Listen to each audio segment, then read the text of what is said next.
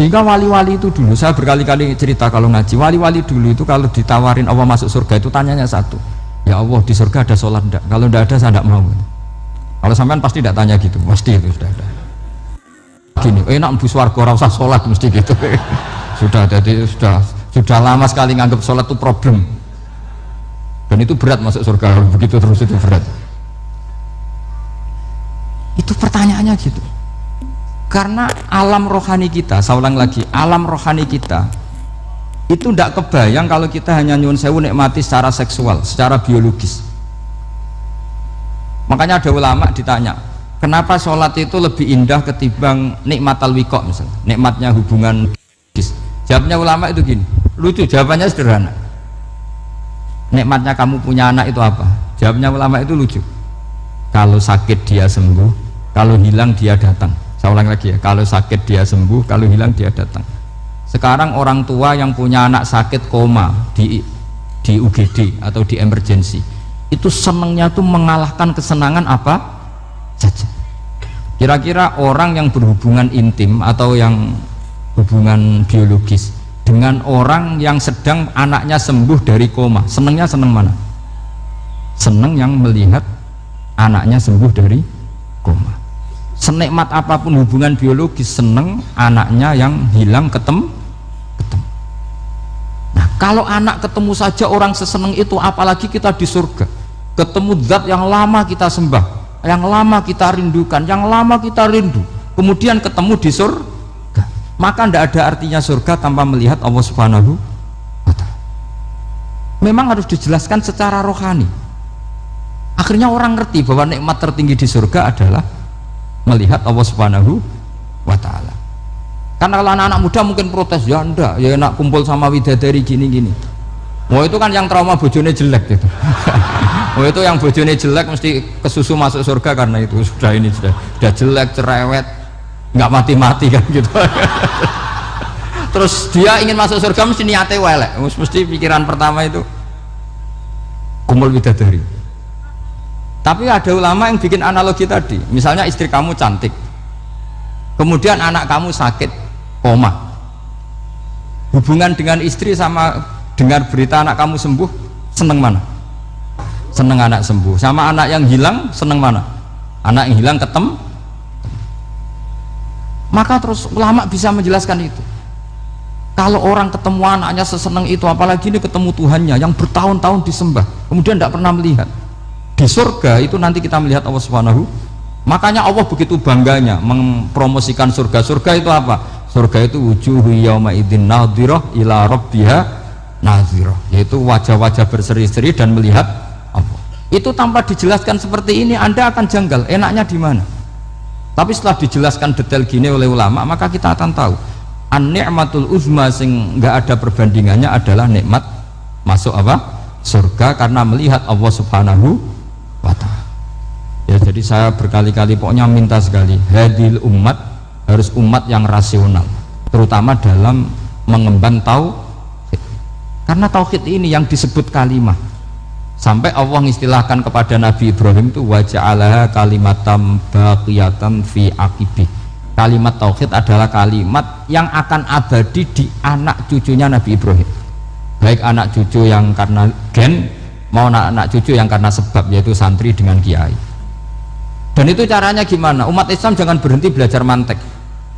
Makanya di MGS, di Qudsiah, di TBS semua pondok pasti ngajarkan mantek, di Bendan, ilmu logika. Itu tadi, kalau kamu tidak bisa menemukan tauhid dengan cara tadi, dengan cara al-alam mutaghayyir wa kullu mutaghayyir hadis la budda min bukhtis, paling tidak pakai ilmu yang dilakukan Rasulullah SAW. Yaitu masyhur itu, saya sering cerita di mana-mana. Ada orang namanya Jubair bin Mut'im, Muhammad bin Jubair bin Mut'im. Itu dulu dia kafir, dia orang pinter sampai dipasrai jadi negosiator untuk mengurus tawanan perang Badar yang ditawan Rasulullah SAW. Ketika datang di Medina, delalah pas maghrib, Nabi baca wattur wa kitabim mastur. Di antara ayat yang dibaca Nabi itu am khuliqu min ghairi syai'in, masa manusia sebanyak ini kemudian mereka diciptakan oleh ketiadaan. Min ghairi syai'in itu oleh ketiadaan. Masa alam raya yang wujud ini, alam raya yang punya eksistensi ini, kemudian penciptanya adalah ketiadaan. Padahal wal adamu la yakhluqu wa la yu'assiru wa la kadza wa kadza. Tentu sesuatu yang tidak ada itu tidak bisa dikatakan sebagai pencipta. Wong nggak ada, jadi faktor saja nggak mungkin, apalagi jadi pencipta. Itu Nabi habis sholat langsung beliau sungkeman, ya Muhammad, saat ini juga saya iman. Karena logika yang dibangun ayat yang kamu baca itu menghabiskan semua logika saya. Intinya logika tauhid itu akan mengalahkan semua teori non tauhid. Itu yang disebut bal naqdhifu bil haqqi 'alal batili fayadmaghuhu fa idza huwa zahid. Kebenaran tauhid itu akan menghancurkan kekuatan apa saja. Fayadmaghuhu itu di tafsir Tobari disebut dorbatan tasujud dimah. Satu pukulan sing sampai menjadikan otak itu hancur. Lainnya disebut damagho, dimah itu maknanya otak. Maka kamu jangan khawatir kalau Islam didiskusikan di Uni Soviet, didiskusikan di Kanada, didiskusikan di Korea, pasti kalimat tauhid akan mengalahkan kalimatul batil. Pasti ja'al haqqu wa zahaqal batil, innal batila kana zahuq. Tapi syaratnya kita harus kuat. Makanya saya ini senang sekali yang namanya ngaji itu, saya senang. Karena saya tadi bercita-cita ingin jadi dosen setelah mati. Karena di dunia sudah tidak jadi apa? Dosen. Saya ingin seperti Imam Amudi. Pertama ketemu Allah, beliau disuruh ngajar malaikat tentang ilmu apa? Matematika yang mengarah ke tauhid. Jadi diajarkan. Kamu tahu angka 2, angka 3, angka 4, semuanya bersumber dari angka 1. Berarti semuanya berawal dari 1. Nggak tahu setelah itu malaikatnya dites lagi apa enggak tahu. Pokoknya pas itu malaikat ya paham semua. Oke. Kayak apa hebatnya umat Rasulullah Shallallahu Alaihi Wasallam? Karena akalnya kuat, sehingga kita harus kuat. Sehingga kalimat yang benar disebut kalimat haqqin 'alaiha nahya wa 'alaiha. Nah, kalimat yang salah disebut kaburat kalimatan takhruju min afwahim. Kalimat menjadi kalimat karena diucapkan, tapi tidak menunjuk hakikat. Kayak ini misalnya, ini tutup, ini putih, terus saya katakan hitam. Berarti saya mengatakan ini hitam sebagai kata-kata karena diucapkan, tapi tidak pernah menjadi hakikat karena hakikatnya ini putih. Itu hebatnya Quran. Makanya Quran kalau gojlek orang kafir itu, gojlek orang kafir itu sebut apa? Kaburat kalimatan takhruju min afwahihim. Tapi untuk kalimat tauhid dikatakan apa? Yusabbitu walladzina amanu bil qaulif tsabit fil hayatid dunya wa fil akhirah. Sebagian disebutkan wa ja'alaha kalimatam baqiyah. Kenapa kalimat tauhid itu kalimat yang abadi? Karena Allah sebagai Tuhan di dunia juga sebagai Tuhan di akhirat, dan selalu Tuhan pada masa yang tidak terbatas. Itu disebut wa ja'alaha kalimatam baqiyah. Kemudian umatnya Nabi mengganti kalimat yang gampang. Allah punya sifat baqo, punya sifat akhir. Maksudnya akhir itu la akhirah. Terus semuanya yang faham ya alhamdulillah, yang nggak faham dikon ngapal no. Wujud kidam baqo mukhalafatul hawadisi qiyamuhu binafsi wahdaniyat kudrat iroda. Wes paham. Langkok sing rada alim terus roh bedane iki sifat ma'ani iki maknawiyah. Cara Mu'tazilah ngene, cara ahli sunnah ngene. Wah itu sudah kejimeten bocah. Sementing pokoknya wujud kidam. Nah, kenapa yang pertama yang disebut wujud? Karena yang membedakan kita dengan faham ateisme itu ya sifat wujud, yaitu mereka mengatakan alam raya ini dimulai dari ketiadaan. Wah itu akal mana saja itu nggak bisa nerima, masa ketiadaan menciptakan sesuatu yang ada. Maka kata Ibnu Hajar al Asqalani ketika mentafsirkan mensarai hadis salasun mangkunna fihi wajata halawatal iman, 3 hal ini kalau kamu faham maka menemukan manisnya iman. Manis itu enak.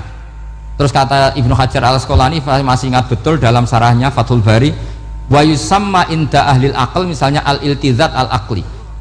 Agama ini mengajarkan kenyamanan cara berpikir. Coba kalau sampean seorang doktor atau seorang profesor atau seorang pinter, kemudian kamu dipaksa mengimani bahwa alam ini diciptakan oleh ketiadaan, itu bisa tidur gak? Oh tidak bisa tidur. Sampean misalnya orang pinter dididik di kampus atau dididik di pondok, alam ini yang wujud, yang menciptakan itu sesuatu yang tidak wujud, kamu bisa tidur tidak kira-kira? Ini guru apa? Ini sarap ini. Masuk hadil maujudat khalaqahal adam, sesuatu yang wujud diciptakan ketiadaan. Tapi agama ini membawa sesuatu yang menyenangkan untuk akal, yaitu hadhil maujudat khalaqaha wajibul wujud. Maujudat yang wujud ini diciptakan super maujud, yaitu oleh bahasa pondok disebut wajibul wujud. Kan terus seneng, wajar dong kalau sesuatu yang ada diciptakan oleh yang ada. Nah tentu ada pencipta, terus ada super, disebut wajibul wujud. Kan terus enak. Nah, itu kata Ibnu Hajar al Asqalani disebut wajadah halawatal iman.